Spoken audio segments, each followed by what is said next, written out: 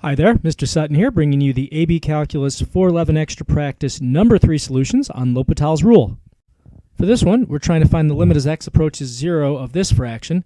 Now, if you just plug in 0 mentally real quick, sine of 0 is going to give you 0 in the numerator. E to the 0 minus 1 is really 1 minus 1, so 0 in the denominator. This would be an indeterminate form, and we can't really do much with that. So what we're going to do instead is use L'Hopital's rule to get to the bottom of this.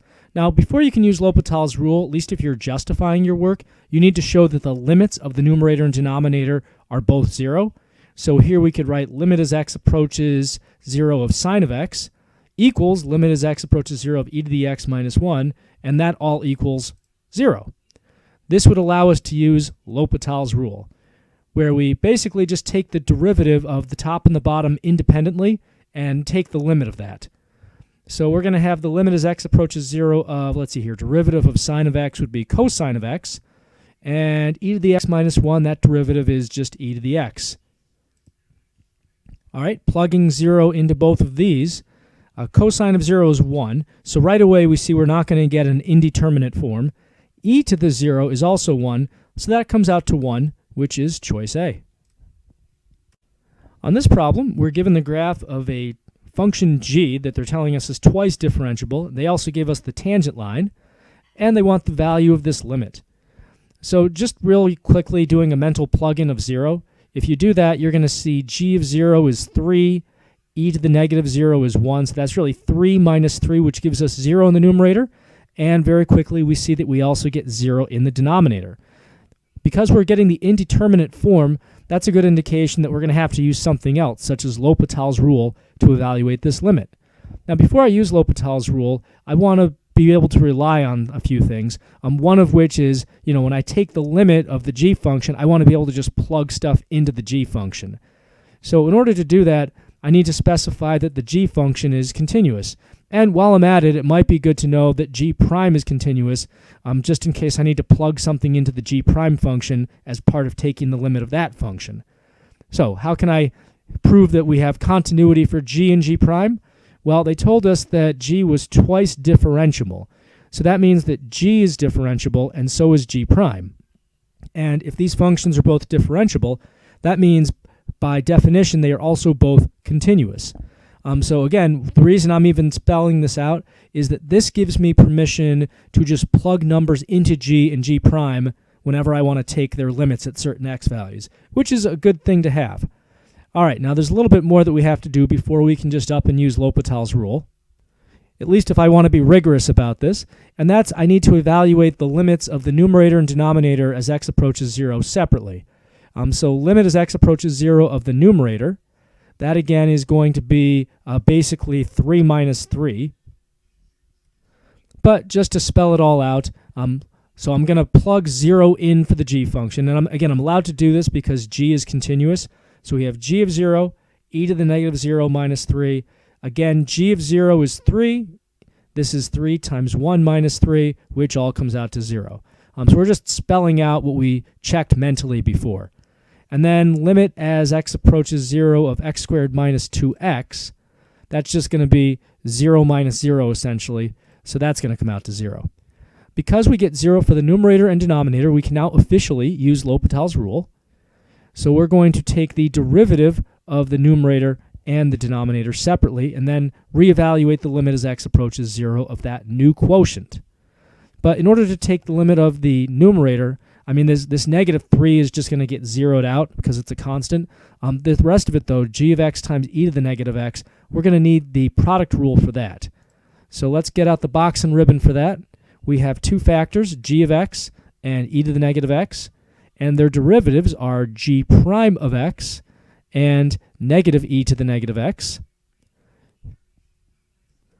So multiplying that out with the ribbon, let me rewrite my limit now. I'm going to have g prime of x times e to the negative x plus, this will actually be minus because we have a minus e to the negative x, so minus g of x e to the negative x. And in the denominator now I have the derivative of x squared minus 2x, which will be 2x minus 2. Now we can very quickly see if I plug 0 at least into the denominator, I'm not going to get 0. So we know that whatever we get by plugging in 0 here, that's going to be it. So let's go ahead and plug in 0. And I know I'm allowed to just plug 0 into the g prime function to take its limit because, again, g prime is continuous. We showed that earlier. So that means that the function value and the limit value are one and the same. So g prime at 0, what is that? Well, that is the slope of the g function at x equals 0. Now, we don't have the graph of g prime. However, we do have a tangent line going through g at x equals 0. The slope of this tangent line is the same as g prime of 0. So that's going to be a slope of 2. And let's see, this is just e to the 0 again, so that's just a 1. So we've got 2 times 1, or just 2, minus, now g of 0 we saw earlier was 3, and this e to the negative x just becomes 1 when you plug 0 into it. So this is minus 3, all over. Plugging 0 in down here, we just end up with negative 2. Simplifying that, we've got negative 1 over negative 2, which comes out to 1/2, giving us choice B. For this problem, we want to know which of the following limits does not yield an indeterminate form, by which they mean either 0 over 0 or infinity over infinity. And there's some other ones too, but those are the big two that you usually see on the AP exam. So let's try out this first one, and I'm just going to take the limits of the numerator and denominator separately because I don't really want to write 0 over 0 or infinity over infinity. That's just bad math. So limit as x approaches 0 of 3x squared. Plugging 0 in, we're just going to get 0 out of that. And limit of the denominator, well, this is going to be 0 minus 0, which also is 0. So this would be an indeterminate form. We want the one that does not yield an indeterminate form, so we keep going. Choice B, limit of the ln of x over 2 as x approaches 2. Well, that's going to be ln of 1, which is 0. And limit of my denominator now, plugging 2 into all of that, we've got 4 minus 10 is negative 6, plus 6 also comes out to 0. So this is also indeterminate. Down for this one now, we've got a limit as x approaches pi of x minus pi. Well, pi minus pi is 0. So far, this is not looking very promising either. Denominator now, limit as x approaches pi of cosine of x. Well, this is not 0. This is negative 1 if you plug pi into cosine. So this is a good answer choice. This one would not give us indeterminate. It would give us 0 over negative 1, which is 0, and that's fine. Let's just check out choice D just to be on the safe side. So limit as x approaches infinity of e to the 3x, that's going to be infinity. And as x approaches infinity, x to the 100th power, also growing to infinity. So this would also be indeterminate, just a different kind than choices A and B. So then it does look like choice C is what we want. For this problem, we're given some values for f, g, and their derivatives, and we're told that f and g are twice differentiable. Based off this, we want the limit as x approaches 3 of this insanity. All right, well, I'm about to plug 3 in to see what happens. I mean, it's always worth a shot, right? Before I do that, though, I need to establish that I'm actually allowed to plug 3 in to the f and g functions to find their limits. So to do that, I want to note here that f prime, g, and g prime are all differentiable. They said that f and g were twice differentiable. That means f prime and g prime are at least once differentiable. So the reason this is important is because if all these things are differentiable, it means they are also all continuous. And the reason that's important is if something is continuous, it means that the limit at a certain x value and the function value are one and the same, which means for these 4 functions, whenever I want to find the limit as x approaches a certain thing, I can find it, I know reliably, by just plugging that number into the function itself, which we can't assume we're able to do because limits and function values are sometimes different. But if you have continuity, you know they're the same. So let's go ahead and just mentally plug 3 in and see what happens. So that would be, let's see here, 27 times f of 3, which I'm allowed to do now to find the limit. F of 3, and you can only plug 3 in this table here, f of 3 is 2. So 27 times 2 is 54, minus 54 gives us 0. Okay, well, that's okay so far, but let's check the denominator. So plugging 3 into the g function, which again, g is continuous, so I'm allowed to do that to find the limit. G of 3 is 1, and we're subtracting 1 from that, so that's also 0. So that's an issue. That's an indeterminate form. So before we just throw up our hands and say non-existent, we have to try to evaluate this using some other technique, such as L'Hopital's rule. In fact, that's the one I'm going to use here because there's really nothing else you can do for this problem. You can't really simplify or factor or do anything else. It's L'Hopital's or nothing. So, to justify L'Hopital's, we need to take the limit of the numerator and denominator separately. So limit as x approaches 3 of my numerator. Again, I'm allowed to plug 3 in to f to find this. So this is going to be 27 times 2 minus 54, which again gives us 0. We already did this mentally, but now I'm writing it out to prove that I'm allowed to use L'Hopital's, which I know I don't have to do on a multiple choice, but I just want to show you good math in case you need to do it on a free response. So now we take the limit of the denominator. So limit as x approaches 3 of g of x minus 1. And again, we're allowed to plug 3 into g to find its limit because g is continuous. And looking that up in the table, again, that's 1 minus 1, which gives us 0. All right, so we've shown the numerator and denominator are both 0, at least the limits are. That means we're allowed to use L'Hopital's. To use L'Hopital's, we need to take the derivative of the top and bottom separately. So for my top derivative, I'm actually going to need the product rule here because I have x cubed times f of x. This negative 54 is just going to get zeroed out by taking its derivative. Same thing with this negative 1 down here, but I need the product rule for those two functions. So busting out my box and ribbon here, I've got factors of x cubed and f of x, and their derivatives, which are 3x squared and f prime of x. So multiplying that out using my ribbon, I've got a big fraction. I'm taking the limit as x approaches 3, and here's my numerator. Here's my product rule in the numerator. So this is going to be 3x squared times f of x plus x cubed times f prime of x. And while we're at it, let's take the derivative of the denominator, which is just going to be g prime of x. All right, at this point, it is time to plug 3 in and see what all this comes out to. Now, again, because g prime and f prime are continuous, I'm allowed to just plug 3 into them to find their limits as x approaches 3 as well. So I've really covered all my bases with this stuff I said in the beginning that, at first glance, we're like, well, why do we care? Well, this is why we care. Now we can use it. So, in the numerator, we've got 3x squared, which in this case is going to be 3 times 3 squared, or 27. F of 3, we've already seen several times, is 2. So that's 27 times 2. Next, we have x cubed, 3 cubed, which is 27. F prime of 3, looking in the table, is going to be negative 4. And then down below, we have g prime of 3, which is going to be 2. All right, so I've essentially got, just kind of cheating a little bit, I've got 2 27s plus minus 4 27s. That's going to be negative 2 27s, which is negative 54. Dividing that by 2, I get negative 27, which is going to give me answer choice C. On this free response problem, I'm given 3 functions, f, g, and h, which are twice differentiable.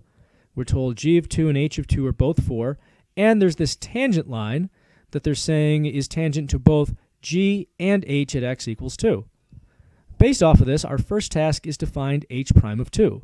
Well, h prime of 2 is just the slope of a tangent line to h at x equals 2. Well, here is the tangent line at x equals 2 for h, and we see that this slope here, and this is in essentially point slope form, more or less, the slope here is just 2/3. So that is our h prime of 2 value. For this part of the problem, they're defining yet another function, a, as 3x cubed times h of x. They want an expression for a prime of x, and they want us to find a prime of 2. So because we've got a product here and we can't really simplify it, we're going to use the product rule. That would be u prime v plus uv prime, which we don't have to write out, but I like doing it so I know where to put stuff. I'm going to use the box and ribbon to organize things as well. So I have my two factors, 3x cubed and h of x. And down below I've got u prime and v prime, the derivatives of these things. So that's going to be 9x squared and h prime of x. So now just multiplying this out with the ribbon, I can write that a prime of x equals 9x squared times h of x plus 3x cubed times h prime of x. So that is h prime of x in general, but now they want h prime of 2. And for that, I'm actually just going to plug 2 into all this stuff. I'm just going to do it inside the box. I could plug it in over here, but I really like just doing things in the box, keeping it all organized. So plugging 2 in for x in all these situations, 3 times 2 cubed, that's going to be 3 times 8, which is 24. This up here is going to be h of 2, which they told us was 4. Down here we've got 9 times 2 squared. 9 times 4 is 36. And here we have h prime of 2. Now h prime of 2 we found in part A, and we saw that that was just the slope of this tangent line, which is 2/3. Multiplying this out using the ribbon, we've got 36 times 4, which is going to be, let's see, 144. So this is h, or a prime of 2 that we're doing now. Plus, we've got 24 times 2/3. So let's see, 24 divided by 3 is 8, times 2 is 16, so we're adding 16. And that gives us, if we wanted to simplify it, a grand total of 160. On this problem, we're told that h satisfies this function for x not equal to 2, and that the limit as x approaches 2 of h of x can be evaluated using L'Hopital's. They're telling us to use that limit to find f of 2 and f prime of 2. The key on this one is to pretty much do what they said and go ahead and find the limit as x approaches 2 of h of x, and in the course of finding it, we're going to have to figure out f of 2 and f prime of 2. So one key before we really start this problem and go into it is, since f is twice differentiable, that means that f and f prime are going to be continuous. F is differentiable, f prime is differentiable because f is twice differentiable, therefore they are automatically both continuous. And the reason that's important is because the limit as x approaches 2 of f of x and f of 2 are going to be equivalent. This is important because at some point we're going to talk about the limit as x approaches 2 of f of x, and it's going to be really nice to say, hey, this and f of 2 are really the same thing, so wherever I'm using this limit, I can use f of 2 instead. By the same token, this means that the limit as x approaches 2 of f prime of x and f prime of 2 are also equivalent. This is going to come up later during our L'Hopital evaluation of h of x. So again, it's going to be nice to say f prime of 2 instead of limit as x approaches 2 of f prime down the road in terms of solving for f of 2 and f prime of 2. All right, so with all that established here, if L'Hopital's rule actually works here, which they said it does, that means that the numerator and denominator must both have limits of 0. So the limit as x approaches 0 of x squared minus 4, actually as x approaches 2 of x squared minus 4, well, I mean, we know if we plug 2 into that, we're going to get 0. That and the denominator, that limit, must both have a value of 0. That means that if I wanted to solve for f of x, for f of 2 rather, I've shown that limit as x approaches 2 of f of x and f of 2 are the same. So instead of writing this whole limit expression right here, I can just write 1 minus f of 2 cubed. I've shown that this has a value of 0. This actually gives me an equation that I can now use to solve for f of 2. And again, we were only allowed to write this, to write f of 2 in here, because we've shown that the limit at 2 and f of 2 are the same thing because of continuity. So subtracting 1, dividing by -1, we have f of 2 cubed equals 1. So therefore, f of 2 is just going to be the cube root of 1, which is also 1. So there was f of 2. We're actually going to use this later on, but they wanted us to solve for it on its own as well. So how do we get to f prime of 2 now? Well, to get that, we have to continue down the road of L'Hopital, evaluating the h function. So the first thing you have to do with L'Hopital's rule, which we kind of covered here, was you have to show the limits of the numerator and denominator are both 0. Now that we've met the conditions for L'Hopital, let's talk about the conclusion. That means that the limit of as x approaches 2 of h of x is going to be equivalent to the limit as x approaches 2 of the derivatives of these things in a fraction. So now, before we do that though, when we do that we're going to end up with an f prime.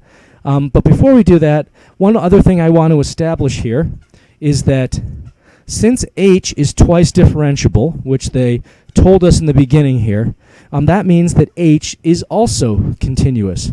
And the reason that's important, I'm about to find the limit as x approaches 2 of h.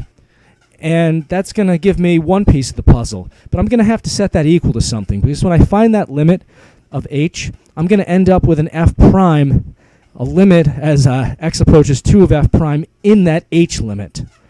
And I'm going to want to have something to set all of that stuff equal to in order to solve for f prime. Well, since h is continuous, that means that the limit at 2 for h and h of 2 are the same thing. And the reason that's important is because they told me what h of 2 is. They told me it equals 4. So I'm going to set the limit as x approaches 2 of h of x when I have an expression for it. I'm going to set that whole expression equal to 4 down the road. All right, so now let's get that expression. We're going to have to take the derivative of the numerator.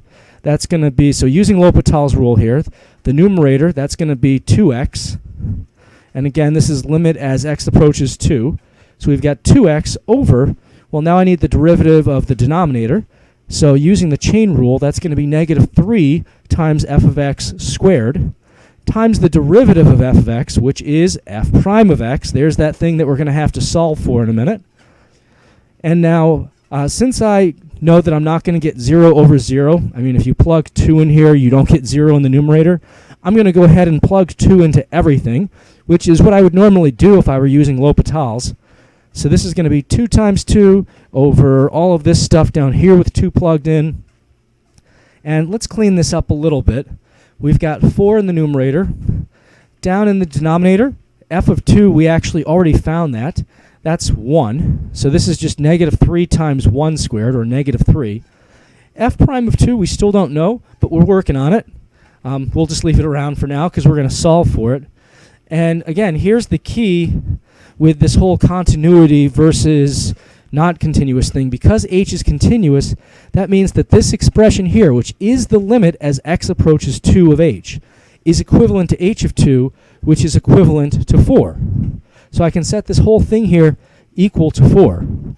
This now gives me an equation where I can solve for f prime of 2.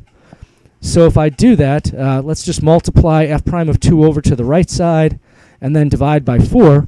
We end up with f prime of 2 equals negative 1/3. On this problem, it's known that g is less than h, or equal to it, for all values between 1 and 3. And it's also known that this new k function they're defining is between g and h, or equal to them, for that same interval from 1 to 3. We want to know if k is continuous at x equals 2. And in order to show continuity, we basically need to show that k of 2 and the limit as x approaches 2 of k are the same thing. So to get to all this, we start with the fact that g and h, the two functions that k is interacting with here, are both differentiable, which means that g and h are both continuous, which means, and here's the important part that's going to help us get k, that means that the limit as x approaches 2 of g and g of 2, which equals 4, are the same thing. So we have the limit of g of x as x approaches 2 equaling 4, because g is continuous and the limit and g of 2 are the same thing. Now we can say the same thing for h. Because h is continuous, that means that the limit as x approaches 2 of h and h of 2 are both 4. Well, what this means, since g and h both have the same limit, and since the k function is between g and h on the interval that has this number 2 in it, by the squeeze theorem, that means k must also have a limit of 4 as x approaches 2, because it's sandwiched between these other two functions which both converge at 4. So this gives us the limit of k at 2. How about k of 2? Well, they told us here that k, in terms of function values, is between g and h. So that means that k of 2 must also be between g of 2 and h of 2, which is to say k of 2 must be between 4 and 4, which is to say, again, by the squeeze theorem, k of 2 must equal 4. Since we've just shown that the limit and the function value for k are the same thing, we have therefore shown that k is continuous at x equals 2.